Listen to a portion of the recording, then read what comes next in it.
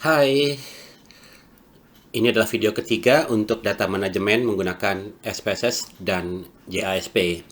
Jangan lupa nonton dua yang sebelumnya ya, karena ini memang berurutan dari mulai video yang pertama tentang bagaimana kita menggunakan SPSS untuk data manajemen, bagaimana kita memasukkan data, entry data ke dalam SPSS. Kemudian video yang kedua adalah pengolahan statistik deskriptif dengan menggunakan SPSS. Untuk video yang ketiga ini kita akan melakukan pengolahan data statistik deskriptif dengan menggunakan JASP.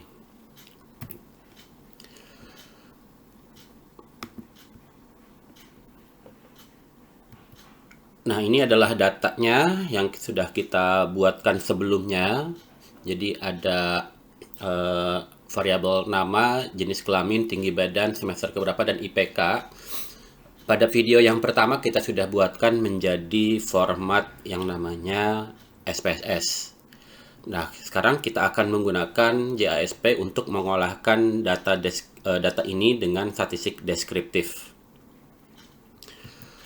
Sambil kita buka program JASP-nya, sedikit cerita tentang JASP. JASP adalah open source dibuat oleh para dosen, sejumlah dosen di Universitas Amsterdam di Belanda. Beda yang sangat nyata dari JASP dengan SPSS adalah di dalam JASP ini tidak ada fitur untuk entry data di programnya. Jadi untuk dapat memasukkan datanya, ini lagi kebuka programnya, maka yang akan dilakukan adalah kita membuat dulu datanya dalam bentuk yang lain. Bentuknya bisa menggunakan comma separated value, ini dari Excel. Kemudian bisa pakai file datanya SPSS, SAV. Nanti kalau sudah punya dua ini, kita impor ke dalam JASP, nanti kita bisa save dalam bentuk formatnya JABS. Oke, ini adalah program JASP-nya. Jadi dalam hal ini view-nya mungkin lebih dinamis sedikit karena mungkin secara waktu dibuat lebih baru gitu ya. Nah, kalau dilihat dari tampilan yang ada di bagian atas dari program JASP, ini tampilannya di sini. Fitur-fitur pengolahan datanya sifatnya dikelompokkan menurut kategori. Jadi kalau di sini ada deskriptif, nanti ini yang akan kita cobakan sekarang. Ada perbandingan dua kelompok atau dua pengukuran, t-test independen maupun yang repeated. Lebih dari dua pengukuran namanya ANOVA. Kemudian ada keluarganya regresi, termasuk korelasi, cross tabulasi, frekuensi, dan seterusnya. Lengkapnya ini di tampilan di atas. Jadi kalau lebih ke kanan lagi, di sini ada lebih kompleks, yaitu tentang faktor analisis, kemudian ada structural equation modeling, dan seterusnya. Nah, ini adalah fitur seperti kalau di dalam program ini adalah file. Jadi kalau diklik ini akan banyak membuka sub-sub menunya. Kita cobakan. Kalau kita mau membuka data yang sudah kita buatkan sebelumnya, kita tinggal menu klik di kiri atas ada garis 3. Kemudian ini berarti nanti kita akan buka open, dari mana file lokasi file akan dibuka, lalu kita cari filenya. Kita coba untuk menggunakan data yang sebelumnya sudah kita buat, yaitu data keluarga Lee. Oke ya. Klik, kemudian kita file open.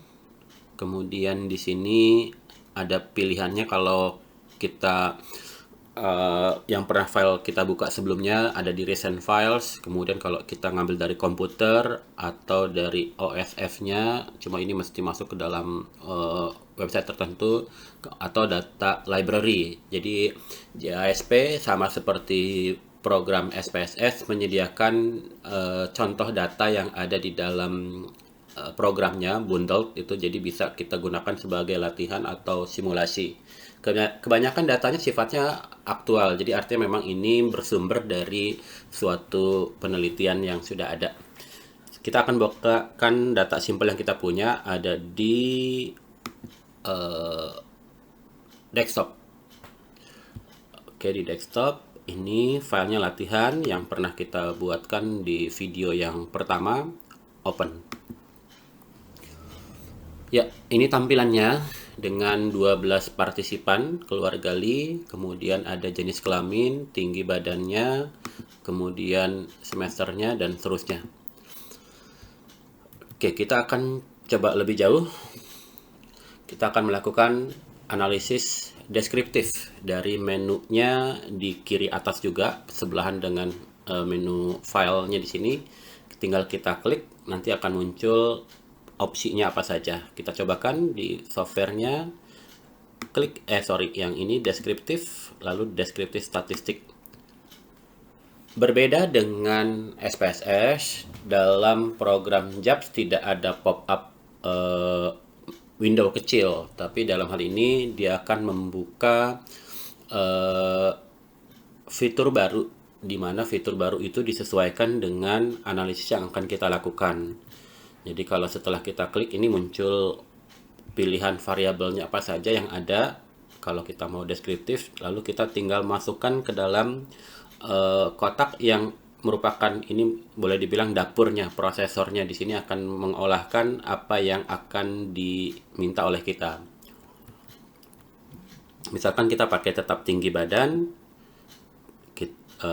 di sini ada fitur outputnya ada di sebelahnya windownya. Jadi kalau boleh dikatakan ini sifatnya live. Kalau kita masukkan variabel tertentu, nah ini langsung deskriptifnya langsung muncul.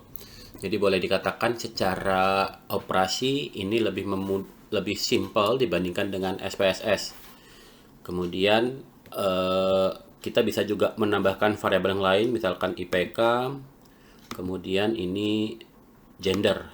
Cuma hati-hati, gender di sini disettingnya sebagai numerik.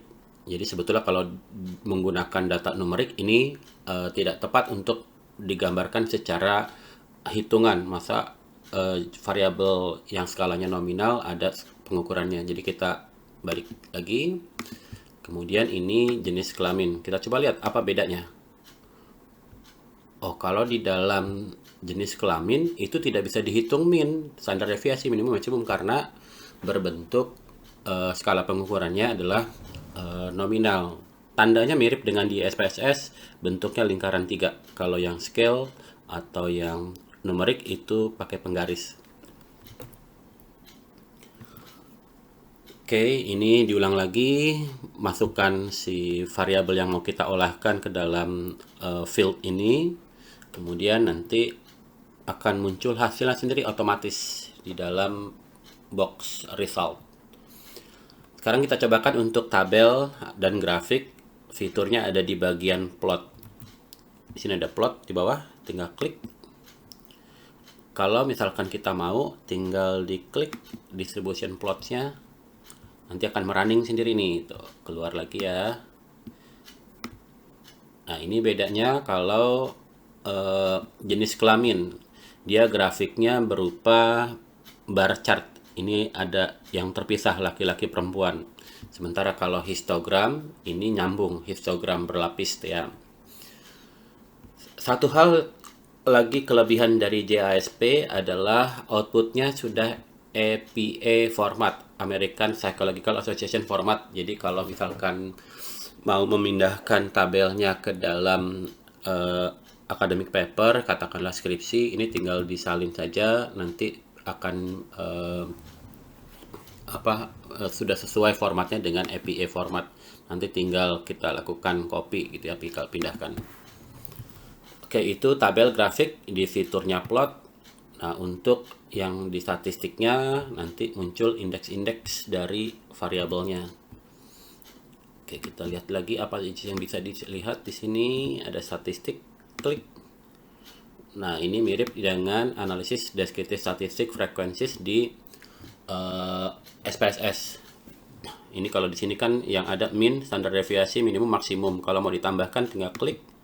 Nanti menambahkan di sini skewness, kurtosis, dan seterusnya. Selesai. Jadi mungkin kalau secara operasi penggunaan JAPS lebih mudah dibandingkan dengan SPSS. Tapi ini kembali ke kebiasaan kita juga. Terlebih kalau untuk analisis yang biasanya ada dalam penelitian psikologi, memang masih lebih kaya ya di fitur yang ada di SPSS. Cuma kelebihan JAPS selain tadi tabel atau outputnya sudah APA format, juga sudah memasukkan pengolahan lebih canggih secara komputasi, yaitu adanya Bayesian. Jadi kalau ini kita masih menggunakan data hitungan biasa, nah Bayesian ini ada komputasi tambahannya. Oke, sampai ketemu lagi di tutorial ataupun video saya yang lainnya. Terima kasih.